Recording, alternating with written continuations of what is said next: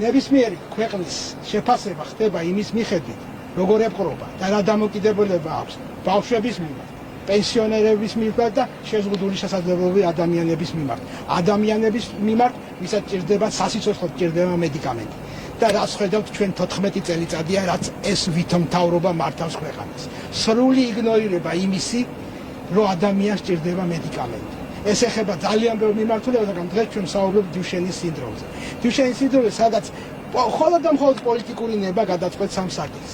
როდესაც პაციენტი მიიღებს იმ მედიკამენტს, რომელიც მას ჭირდება, რომელსაც გვაქვს საშუალება გამოყენების შემთხვევაში, რომ მისი ცხოვრება გავახანგრძლიოთ და უფრო ხარისხიანი გავხადოთ. მაგრამ ამაზე არ ფიქრობენ. სამწუხაროდ გუშინდელი გამოსვლა, ეგრეთ წოდებული მინისტრი,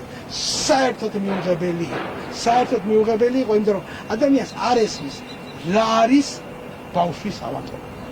რა არის ის, როდესაც შეგიძლია დაეხმარო და ვერ ეხმარები, იმიტომ რომ ეს მედიკამენტი ძვირი ხის. ყველა იშვიათი დაავადების მედიკამენტი ხის ძვირი და სახელმწიფოს ვალდებულებაა, რომ თავის თავზე აიღოს ამ მედიკამენტებით და ახალი მეთოდიკების დანერგვა. ეს გაკეთებადია. რა უნდა ხდებოდეს ახლა? ყოველ კვირას მინისტრი ან მისი მოადგილე, გასაგები ახლა არ ვიძახი გიათ საგარეშოზე, რომელიც აგრონომია განათლება, მინისტრის მოადგილე უნდა ხდებოდეს მშობლებს. უნდა ახსენებდეს რა გაკეთდა. უნდა მოხდეს წასვლა იმ ქვეყნებში, სადაც ეს მედიკამენტი გამოყენებულია და მშობლები უნდა ერთად ამაში ჩართული. უნდა დაიწყოთ მოლაპარაკებები იმ ქალხდებთან, რომელიც აწარმოებს ამ მედიკამენტებს, რომ მზად ვიყოთ იმისათვის, რომ ძალიან სწრაფად შემოვიდანოთ ეს მედიკამენტი. იმიტომ ყოველი დღე, დიახაც დღეებზეა საუბარი, ამ მედიკამენტის არ გამოყენება შეიძლება შეამციროს ადამიანის სიცოცხლის ხანგრძლივობა და ქვევით დაწიოს მისი სიცოცხლის ხარისხი. აკროპლაზია გავიხსენოთ. რომ ვიმტკიცებდნენ, რომ თუმე მედიკამენტი არ ვარგა, ვიმტკიცებდნენ ისინი, ვინც ახლა ერთ-ერთი მათგანი ზის ციხეში და უნდა იჯდეს კიდევაც. ნუ გავაკეთებთ იმას და დროულად მშობლებთან ერთად, მხოლოდ და მხოლოდ მშობლებთან ერთად მივიღოთ სწორი გადაწყვეტილება. ეს გაკეთებადია და ამას არც ისე დიდი თანხები ჭირდება.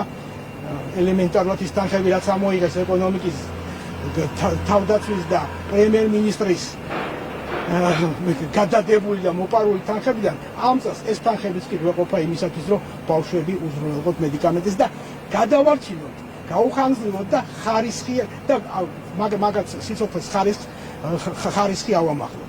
გავაკეთოთ, დროზე გააკეთოთ. აუცილებლად თუ არ გააკეთოთ, აუცილებლად მოგიწევთ ამაზე პასუხისმგებლობა.